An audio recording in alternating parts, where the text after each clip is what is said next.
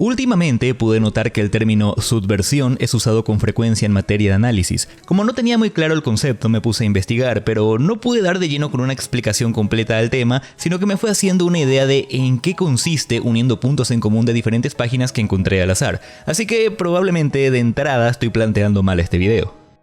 Sin embargo, hace un tiempo que me interesa hablar de esta serie y creo que este término es el más adecuado para tratar el tema que me interesa el día de hoy. Así que, para bien o para mal, vengo a hablar de cómo la serie Dexter subvierte la figura del asesino. Dexter es una serie de televisión del 2006 de carácter policial y algunos toques de humor ocasionales basada en el libro Darkly Dreaming Dexter de Jeff Lindsay, que de hecho es toda una serie en sí misma, pero la serie televisiva solo se basa en el primer título. Se centra en la vida de Dexter Morgan, un forense especializado en sangre que trabaja para el Departamento de Policía de Miami. Hermano leal, profesional en su trabajo, un buen partido, vamos, lo que se dice un tipo normal.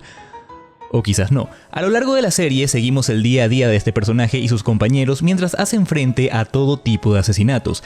Hablamos de la serie original más exitosa de la cadena Showtime y cuenta con 8 temporadas en su haber, siendo su última misión en el 2013, más una 9ª temporada estrenada en 2021 y concluida en 2022 como final definitivo. Suponiendo que no la hayan visto todavía, porque asumo que soy el único perdido que se pone a hablar de una serie que ya concluyó, sé lo que estarán pensando. Policías, crímenes, Miami, ok, creo que me hago una idea de a dónde apunta esta propuesta. Pero, ¿y si les dijera que hay algo más oscuro detrás de todo esto? ¿Nunca les pasó que empezaron a ver una serie o película y ya sabían lo que iba a ocurrir?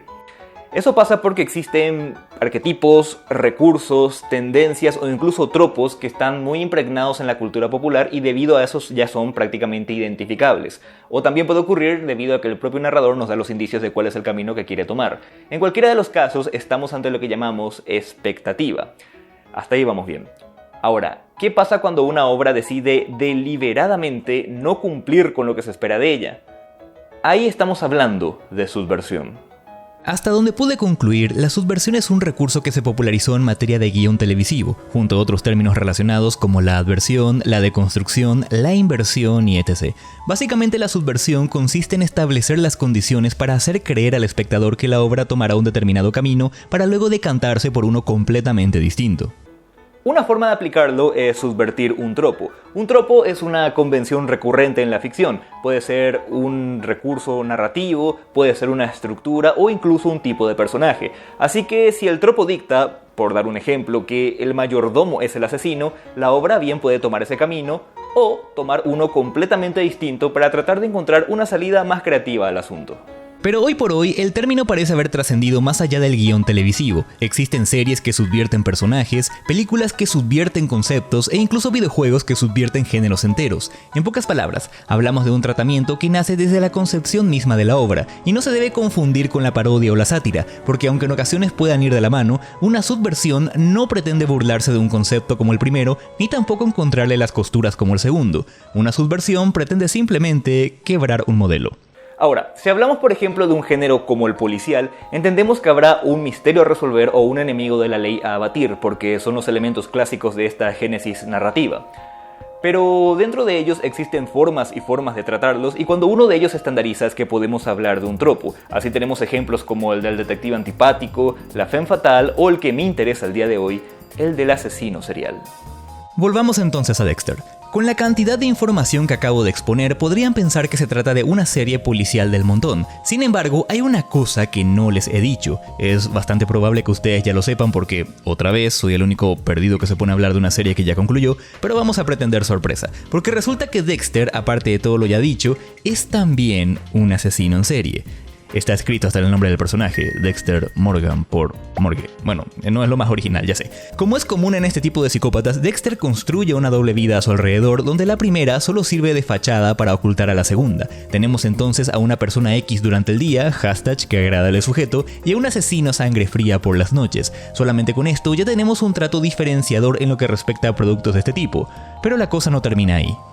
Para poder subvertir correctamente al objetivo hay que identificar sus características y construir en base a ellas, ya sea por originalidad, por creatividad o simplemente porque el creador se fumó algo raro. Subvertir siempre es un ejercicio interesante, requiere agudeza para identificar sus características y dominio narrativo para darle una buena ejecución.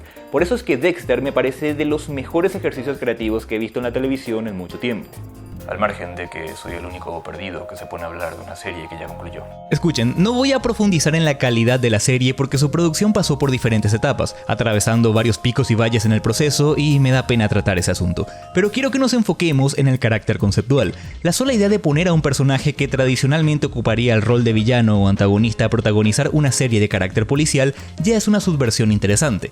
Yo sé que desde el policial negro el prota no tiene que ser necesariamente intachable, de hecho se permiten huecos morales, pero hablando específicamente por Dexter, él no cumple el papel de aliado de la justicia a pesar de sus matices. La realidad es que todo lo que hace, lo hace por impulsos egoístas. Por supuesto que hay momentos en los que demuestra un interés genuino por los demás, pero eso también va de la mano con el desarrollo del personaje. A lo que quiero llegar es que, como cualquier otro psicópata, Dexter mata por placer. Lo que hace realmente interesante a este personaje es su particular código para elegir a sus víctimas. Él solo mata a otros asesinos, gente que ha hecho cosas peores de las que él hace. Entre sus víctimas desfilan pirómanos, violadores, narcotraficantes, sicarios y cualquier otro que haga suficientes méritos para llamar su atención. Y ahí va la monetización en YouTube. Y con este retorcido patrón, Dexter logra que la audiencia se ponga de su parte. Pero, ¿por qué es esto tan importante? A ver, nosotros sabemos que matar está mal independientemente de las razones, pero estamos desentrañando el motor que mueve a este universo, así que primero tenemos que entender con más detalles qué es un asesino serial. El término asesino serial, del inglés serial killer, designa a un individuo que asesina a 3 o más personas durante un lapso de tiempo y con un periodo de inactividad o enfriamiento entre cada asesinato. Con frecuencia siguen una misma metodología y sus víctimas tienden a compartir alguna característica, ya sea con su victimario o con sus otras víctimas. Su motivación yace principalmente en un desorden psicológico que le hace disfrutar el cometer estos crímenes. Lo curioso de estos individuos es que aunque hablamos de criminales de naturaleza muy turbia, sus perfiles psicológicos y sus habilidades para burlar a las autoridades los convirtieron en personajes contraculturales. La fascinación pública que despiertan los ha llevado a ser representados en novelas, canciones, películas o videojuegos, y es ahí donde me quiero detener. Usualmente, al representar a este tipo de personajes se los emplea con una connotación negativa, como ya mencioné, ser los villanos o el agente de peligro en nuestras historias, y aunque en ocasiones puedan asumir un rol mucho más pasivo, aquello no quita que siempre se los retrate como seres con cualidades superiores al promedio. Con frecuencia despiertan desagrado en la audiencia y casi siempre son de una naturaleza excesivamente excéntrica.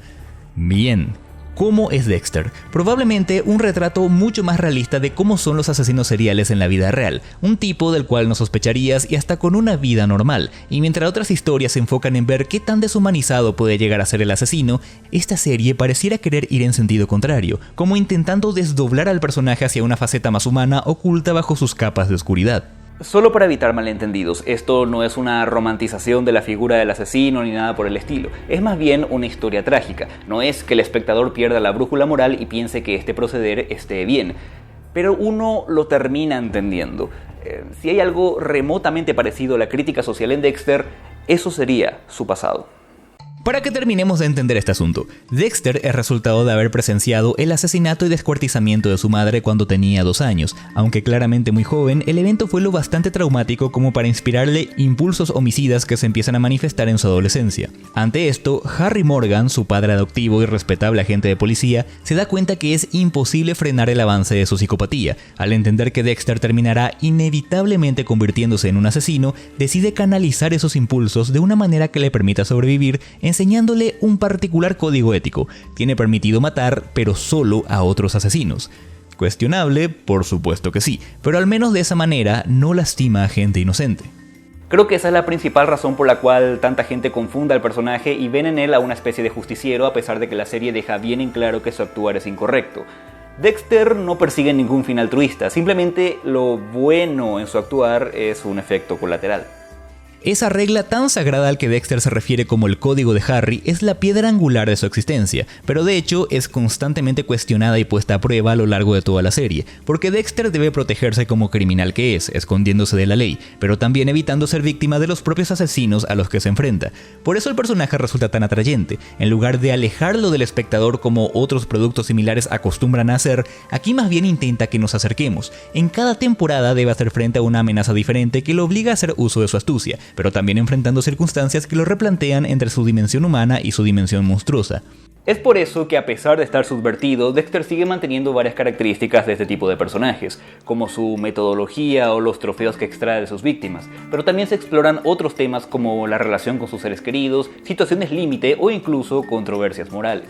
Sabemos que el género policial es un buen lugar para profundizar en las grietas de sus personajes, pero casi siempre los vemos desde cualquier ángulo, dejando la perspectiva del victimario en un umbral que pocos se atreverían a cruzar. Esto no significa que Dexter haya inaugurado esta forma de ver las cosas, ni por asomo, pero lo que destaco es el tratamiento que se le dio. Una forma en la que la serie logra meternos en la mente del personaje es poniendo al propio Dexter como narrador de sus propios pensamientos. Dándole una mirada rápida al asunto, en la primera temporada se enfrenta a su pasado encarnado en otro asesino en serie que lo pone a prueba, mientras que en la segunda empieza a cuestionarse cosas de su presente debido a los sucesos de la primera. Esto a la par es buscado intensamente por la policía, donde el desenlace termina siendo una suerte de renacimiento.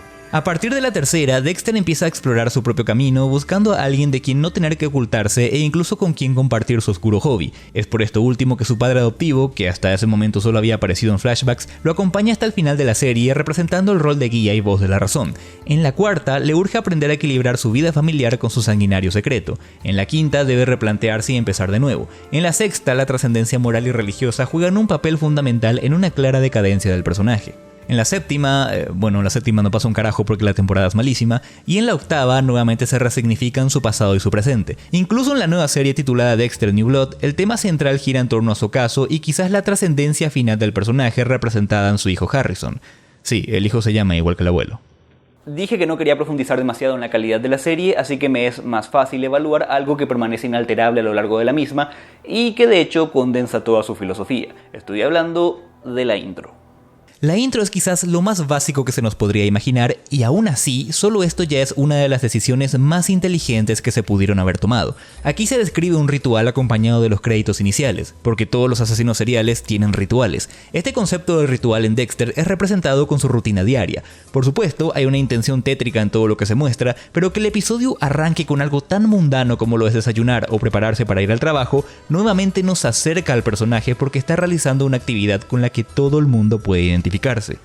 Pero la identidad de la serie no se sostiene solamente con la construcción del protagonista. A pesar de su contenido truculento, sabe jugar muy bien con el humor. En lo personal, mis momentos favoritos son cuando la serie se autoparodia.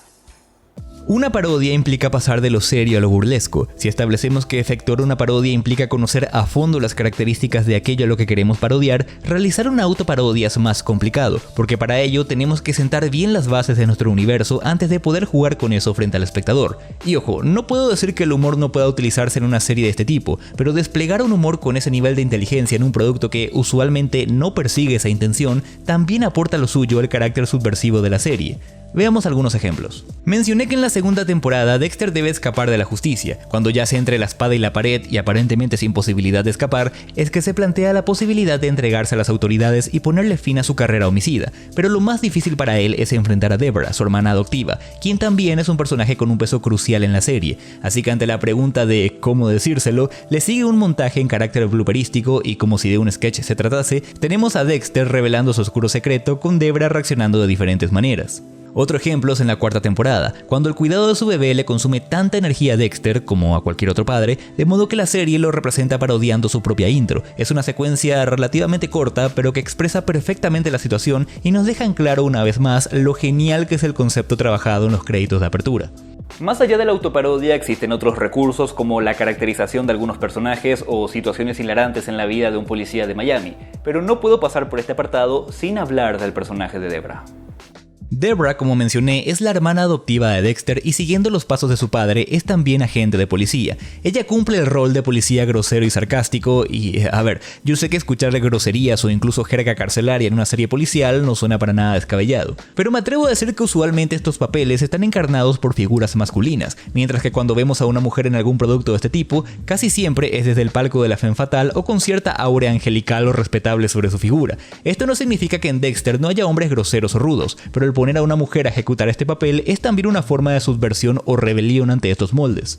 De hecho, el personaje de Deborah es interesante porque al principio está muy atada a la figura de su padre, a quien pone en un pedestal y ve como un modelo a seguir. Esto último eventualmente se convierte en un dilema moral al ir descubriendo que Harry no fue tan íntegro como ella creía, y así como Dexter se enfrenta a sus demonios internos, ella tiene otro tanto con sus valores éticos a medida que la serie se va desarrollando y planteando nuevos cuestionamientos. Deborah es tan importante para el protagonista que incluso en la nueva serie reaparece cumpliendo el mismo rol que Harry tenía en la serie antigua, una suerte de voz de la razón tratando de contrarrestar al pasajero oscuro, y esto resulta ideal para plantear dilemas éticos. Uno de mis ejemplos favoritos ocurre en la quinta temporada, donde Dexter ayuda a una mujer a vengarse de los hombres que la violaron y que también mataron a un montón de mujeres. La policía eventualmente termina siguiéndole los pasos a esta extraña pareja y descubriendo sus motivos. Ante esto, Debra acude a su hermano, por supuesto sin saber que es a él a quien están buscando, y le pide su opinión al no saber cómo sentirse en esa situación, porque a pesar de todos los valores que Harry le inculcó y sabiendo que cosas como la justicia por mano propia están mal, al haber sido también víctima de un intento de asesinato por parte de su expareja, le es imposible ponerse en contra de la mujer en cuestión. Así que su pregunta es si él cree que algunas personas realmente merecen morir, a lo que Dexter responde simplemente que algunas personas no merecen vivir, con ella no pareciendo estar totalmente en desacuerdo, pero también resistiéndose y marcando una de las mejores dicotomías que recuerdo haber visto en mucho tiempo.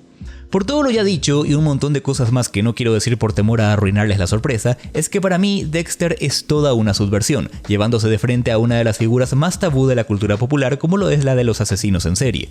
Así que recomiendo fuertemente que la vean si es que aún no lo han hecho, cosa que dudo porque soy el único boludo que se pone a hablar de una serie que ya concluyó, pero recuerden mis palabras, no la vean esperando un producto impecable en cuanto a calidad porque, como les dije, pasó por demasiados altibajos, pero sí véanla para disfrutar de uno de los mejores conceptos que la televisión pudo haber concebido en los últimos años. Bueno, un tema bastante escabroso, veremos si YouTube me termina quitando la monetización o no, esperemos que no, pero bueno, si ocurre no importa, yo quería hablar de esta serie, así que estoy feliz de haberlo hecho. Si les gustó lo que vieron ya saben qué hacer, me pueden retribuir con un pulgar arriba, un comentario o un compartido para que este video pueda llegar a más gente. De hecho, si fueron fanáticos de esta serie tanto como yo, la caja de comentarios es parada obligatoria, así que no me decepcionen. Ustedes ya saben que me pueden seguir en mis otras redes sociales o en mis canales secundarios de stream. Van a encontrar los links ahí abajo en un comentario fijado y en la descripción de este video. Por lo general estoy más activo por ahí. Y bueno, también si quieren colaborar un poco más allá de un simple compartido o un comentario, tienen la opción de supergracias o la opción de volverse miembros del canal, pero eso ya queda completamente a decisión de ustedes. De cualquier manera, yo sé y ustedes saben que me ayudan bastante estando presentes hasta esta parte del video, así que desde ya, desde lo más profundo de mi alma, muchísimas gracias y nos estaremos reencontrando en el próximo video, ¿está bien?